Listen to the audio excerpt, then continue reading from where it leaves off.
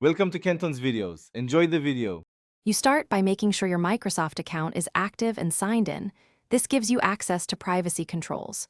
Once signed in, navigate to Account, Microsoft, Com and choose Privacy, then Xbox or Gaming Settings. Make sure you are using the adult account or a parent's account for family settings. If you're using a child account, you need the adult to sign in and change permissions. This avoids blocked multiplayer sessions later. Now move to the Permission, Controls pane to modify multiplayer.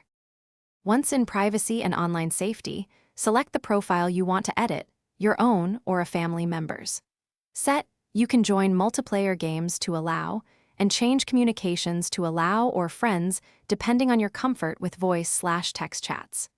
Make sure you can see and upload community creations is enabled if games require it.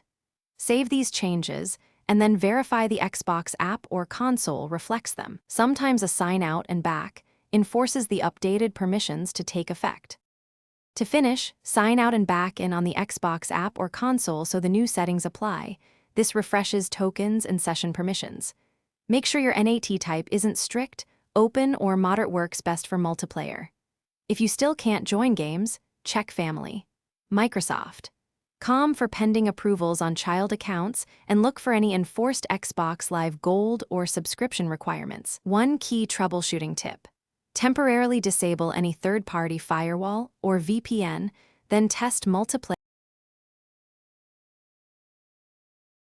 Thanks for watching. Consider subscribing if we helped you.